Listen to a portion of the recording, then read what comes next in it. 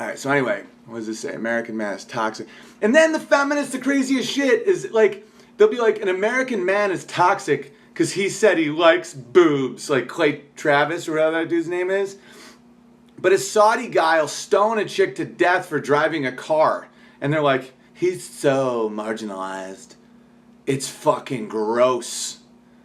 Like, we have to reinvigorate our good masculine hero nature in the West. Not this like, we're sorry about everything. No, we're good. And the more you encourage good masculinity, the safer women are. The more protected they are, the more options they have in life. Because they can work or be moms. That's the ultimate feminism. That's the ultimate freedom, is you let a woman be an airline pilot if she likes to tinker. My wife wanted to be a pilot. Like, I'm not saying women can't do what dudes like, but like, you know, she was like 13 and playing softball. She grew out of it, of course. All right, so I was rereading Volume 3 of the Gulag Archipelago to prepare for this live stream. I'm literally putting effort into it now.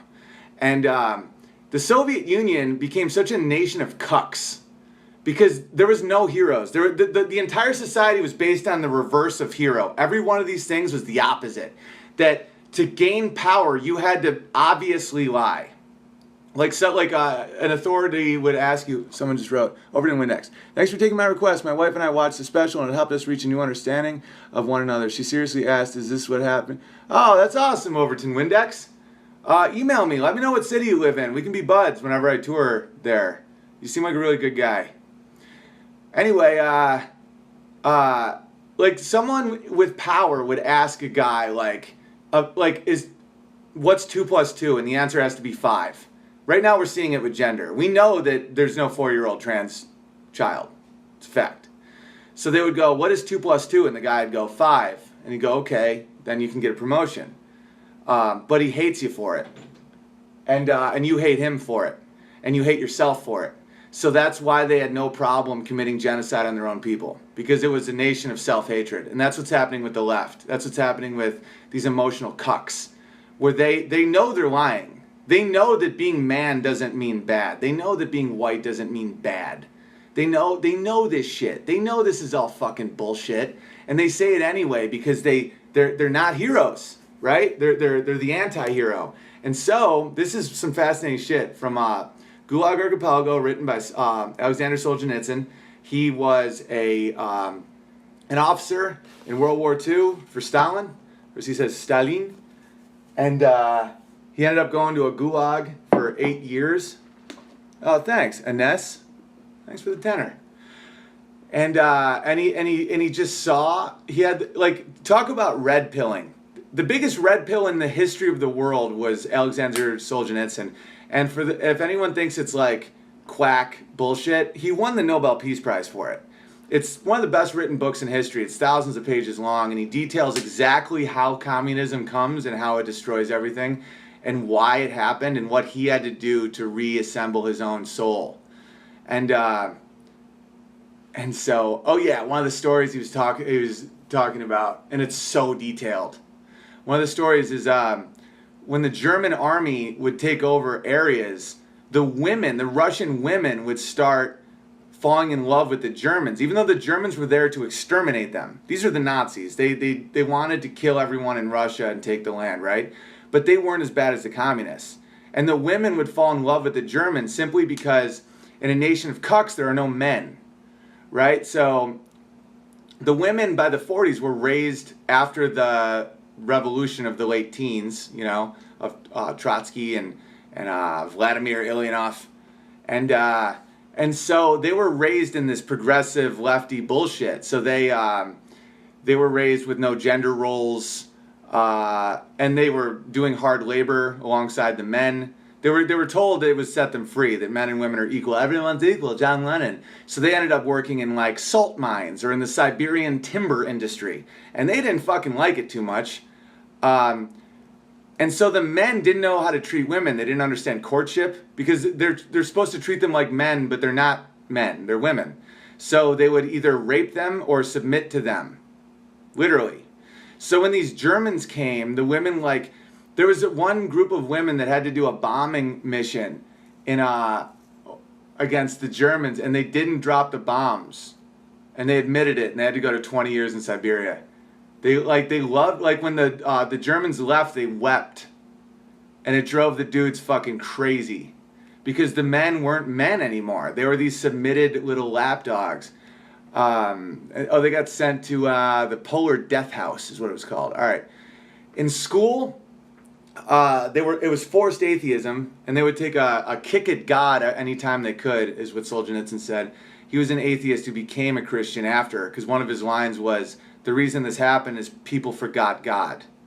Powerful shit, man. For you cynical atheists out there, you cynics. Raphael said, it's all I got, but you're worth it. God bless. Raphael, you never need to give me money if you're running short, buddy. But I appreciate you. But literally never feel like this can be completely free. Completely. And don't feel like that's weird at all, because your companionship is great. And but if you have extra cash, throw it the big bear's way. Feed the bear some honey. But if not, feel zero guilt. But thank you. Love you. All right, so what were we talking about? Oh, yeah. So they would have the children sing songs of freedom when they knew they weren't free, and they would what's another one?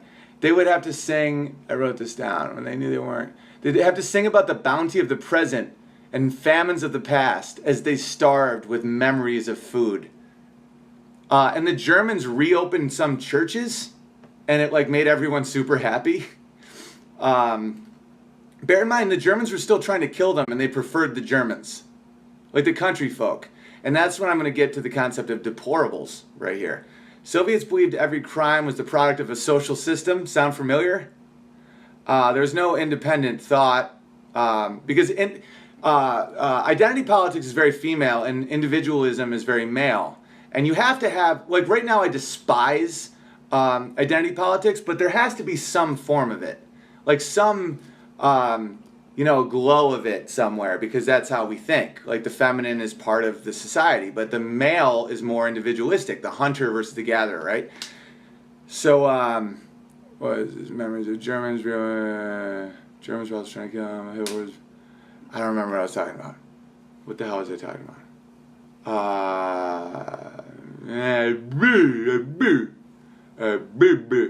Alright, I'll just keep... Alright, sad memories of Germans reopened churches. Yeah, but just the fact Germans still had individuality is what, they just were so pumped.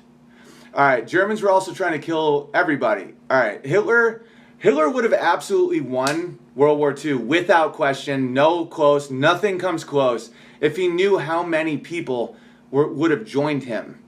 Like, they were running... It was Solzhenitsyn said it was the first time he'd ever seen a population, a defeated peasantry, join the conquering army, volunteer, wanted to. This is the concept of deplorables. Here we go. Blah, blah, blah. Villagers in Soviet Russia were the most sane of everyone, because they saw Hitler and Stalin as the same, which they were, pretty much. They judged life based on the amount of chickens were taken from them. They were the deplorables. That's why there's a major change in Hillary Clinton's campaign. This is what happened in my mind, at least. I thought she was just another cog. I didn't think she was evil. I was like, fucking Hillary Clinton, fine. When she called half of Trump supporters deplorable, I saw evil in her eyes. And then after I became close friends with some vets and I learned a lot more about Benghazi and a lot of these things that I was just told to brush under the table. When she called everyone deplorable, this is why people hate peasants. And I'm a peasant. I do tree work with my brother. I hang out with peasants. I am a peasant. A peasant is someone who cares about their family. They work with their hands. They pay their own bills. They just are making their life work. And it's not an insult at all. I say peasant with the utmost respect. They're not easily tricked by authoritarians. Because most of the useful idiots, make 300 grand a year and they went to Ivy League and they have a fucking Audi A7 and they think they're awesome. That hubris is their weakness, because they don't have actual power. I've had an Audi. I've had no car. That doesn't give you power. There's no power there. It gives you ego. And ego is what allows authoritarians to take you.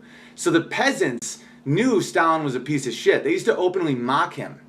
That's one reason why he killed all of them. He killed 30 million of them.